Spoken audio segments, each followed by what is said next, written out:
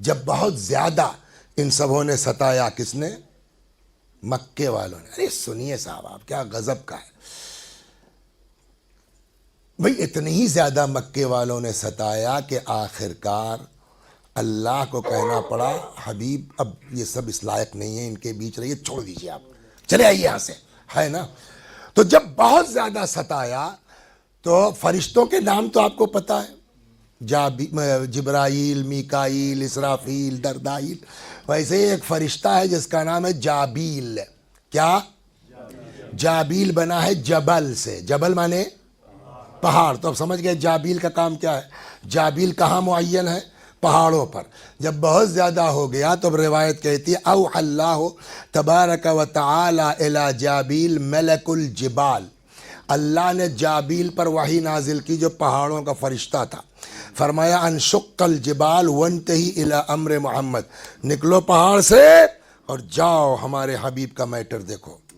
یہ سب بہت ستا رہے ہیں مکے والے، تو صاحب وہ آ گئے، فأتى آ گئے، وقال انی امرت لک بالطاعہ، یا رسول اللہ ہم کو آرڈر ہے آپ کی اطاعت کا، مطلب جو کہہ دیں گے آپ وہ ہو جائے گا، جو کہیے۔ اور خود انہوں نے ایک مثلاً پیشکش بھی کر دی کہ اگر آپ کہہ دیجئے ان اطبق علیہم الجبال فاہلکتہم بہا، آپ کہہ دیں یا رسول اللہ یہ پورا پہاڑ اٹھا کے مکے والوں میں پھینک دوں، سب ختم ہو جائیں گے۔ اتنا بڑا آفر رسول اللہ کے پاس آیا تھا، اس سے زیادہ پاور کسی کے پاس ہے؟ اس سے زیادہ جو ہے طاقت کسی کے پاس ہے؟ ہم لوگ ذرا سے میں بلبلا جاتے ہیں، اس نے یہ کہا اس کو بخش۔ ارے بابا تمہارے رسول نے کیا کہا؟ وہ بڑے بننے کے لیے معاف کرنا سیکھنا پڑے گا۔ صلوات بر محمد وعد۔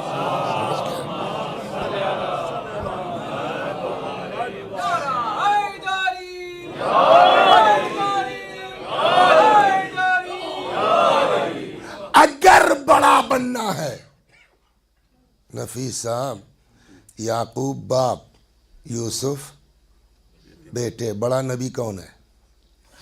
یوسف۔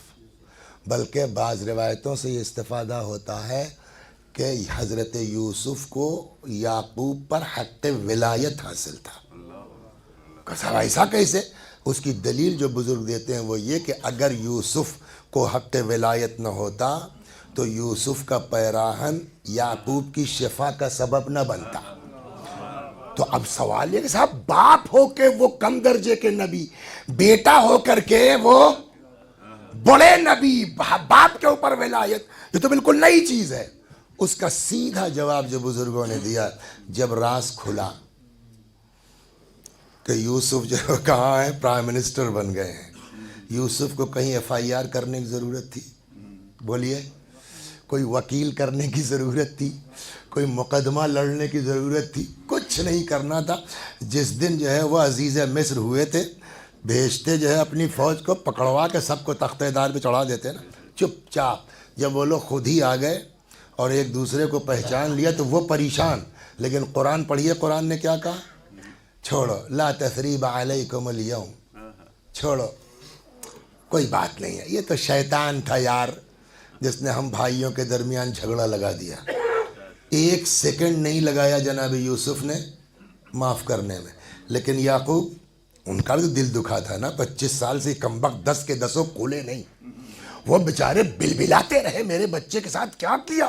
مگر یہ سب جب راز کھلا تو اب پڑھتے ہوں گے نا، وہ سیریل دیکھا نہیں دیکھا، کمرہ بند کر لیا اپنا، ابا ابا ابا ہے کہ کسی صورت سے ماننے کو تیار نہیں ہے۔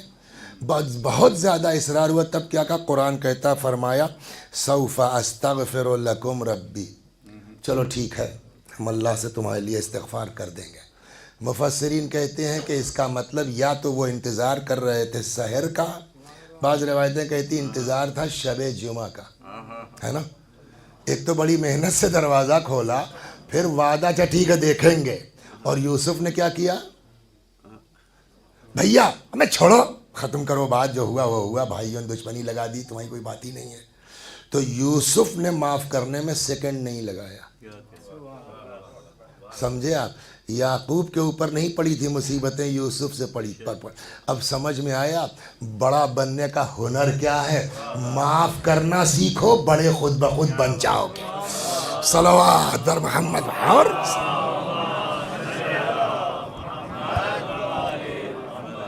اور وہ بھی معافی کب مین ہے؟ جب پاور میں ہو، جب اقتدار میں ہو، جب طاقت میں ہو۔ تو آ گئے جابیل، کہنے لگے یا رسول اللہ ہم کو آپ کی اطاعت کا حکم ہے، آپ کہہ دیجئے تو میں کہ پورا پہاڑ ان کے اوپر اٹھا کے پھینک دوں، سب ختم ہو جائیں گے۔ جواب سنیں گے، قال صلی اللہ علیہ وآلہ انما بعثت رحمتا۔ یار جابیل کیسی بات کر رہے ہو، مجھ کو اللہ نے رحمت بنا کے بھیجا ہے۔ پھر فرماتے رب اہد امتی فانہم لا یعلمون، پالنے والے میری امت کی ہدایت فرما، یہ مجھے پہچانتے نہیں ہیں۔ تو آپ بزرگوں سے معافی کے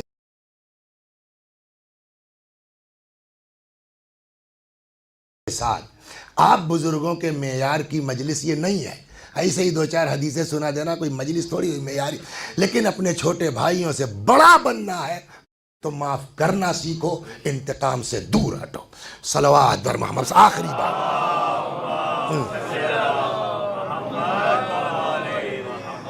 ایک میں آپ کو داستان سناتا اور بس تمام، ورنہ اور بھی چوتھے امام کی داستانیں بہت اس موضوع پر آ جاتی، لیکن بس ایک۔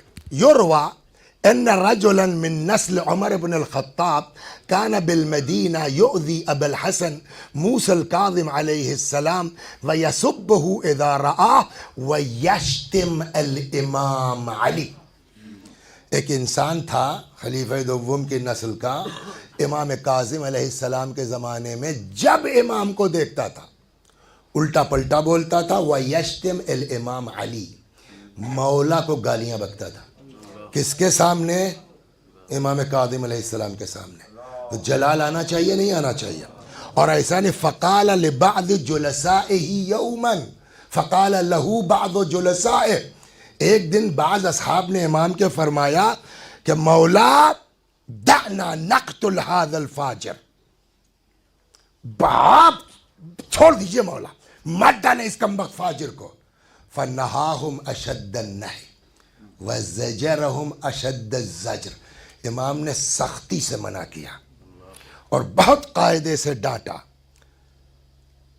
ثم سأل علیہ السلام عن العمری فذکر له انه یزرع بناحیۃ من نواحی المدینہ، پھر امام نے پوچھا یہ بتاؤ رہتا کہاں ہے؟ تو کسی نے کہا صاحب مدینے کے باہر جو ہے اس کا فارم ہاؤس ہے، وہاں کھیتی ویتی کرتا ہے۔ امام اپنی سواری پہ سوار ہو گئے اور تشریف لے گئے، فوجدہ فی مزرعۃ لہ، تو اس کو اپنے کھیت میں پایا، وہاں کچھ کر رہا تھا۔ فدخل المزرعہ بحمارہ، میں سواری کے اس کے کھیت میں داخل ہو گئے، تو ظاہر سی بات ہے اس کے نقصان ہوگا نا، اس پہ جو پیر پڑے گا۔ فصاح بہ العمری، وہیں سے اچھا دیکھیے، اگر جو ہے وہ آپ سے تعلقات ہیں، آپ ہمارے کھیت میں اپنی کار لے کے آ جائیے، ارے نبی صاحب دیکھیے گا بھائی سوال ابھی پرسوں ہی جو ہے وہ، اور اگر تپے ہوئے ہیں آپ سے، پاگل ہو کیا، تو آدمی کو ٹوکنے کا بھی انداز روابط کی بنیاد پر ہوتا ہے۔ تو اب وہ امام سے اتنا ناراض ہے، تپا ہوا ہے، گالیاں بکتا ہے، تو کیسے ٹوکا ہوگا وہ لہجہ آپ تصور کریں۔ فدخل فصاح العمری، چیخا زور سے، لا توتی زرعنا، میری کھیتی مت جو ہے وہ خراب کیجئے بھائی۔ فتوطعہ ابو الحسن علیہ السلام حتی وصل الیہ، امام جو ہے وہ اس کے پاس پہنچ گئے۔ فجلس نزل وجلس عنده، سواری سے اترے بیٹھ گئے، وباسطہ وضاحکہ، اس سے جو ہے وہ مسکرا کے بات کر رہے ہیں، ہنس رہے ہیں، کھیل رہے ہیں۔ پھر امام نے پوچھا کم غرمت، کتنا لگا ہوگا اس میں، خرچ کتنا ہوا ہوگا کھاد میں، اب اس زمانے میں پوچھا ڈیزل میں کتنا خرچ ہوا، تو کہنے لگا 100 دینار، 100 دینار۔ وَكَمْ تَرْجُو أَن تُصِيب، حضرت نے کہا تو کتنے کی امید ہے؟ دیکھیے آدمی اگر کسی سے تپا ہوا ہے تو پوری بات بھی نہیں سنتا، تپ جاتا ہے۔ اس نے کہا لست عالم الغیب، میں کوئی علم غیب تھوڑی رکھتا ہوں کتنا ہو جائے گا۔ حضرت نے کہا بھیا میں نے پوچھا کم ترجو، کتنے کی امید ہے؟ امید تو آدمی لگا سکتا ہے نا. تو کہنے لگا صاحب جو ہے وہ ارجو ان یجینی 100 دینار، 200 کے امکان. فاخرج ابو الحسن الکاظم سرۃ فیہا 300 دینار.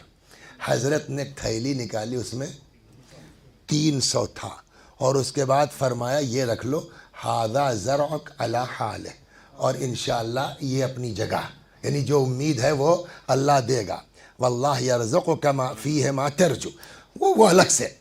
فقام العملی، اب جب امام نے یہ کیا وہ کھڑا ہوا، وہی جو ابھی تک گالیاں بکتا تھا.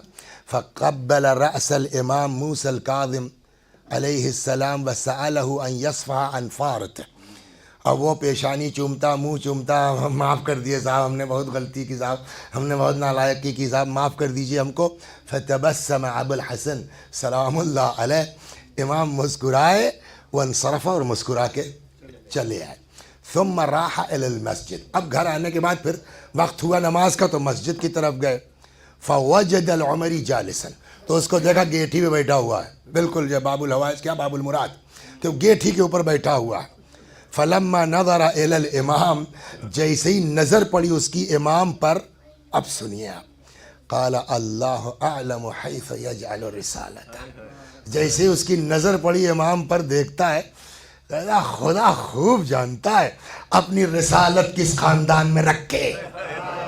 صلوات بر محمد. یہی اہل بیت یہی سکھاتے ہیں، اپنے عمل سے لوگوں کو سمجھاؤ ہم علی والے ہیں.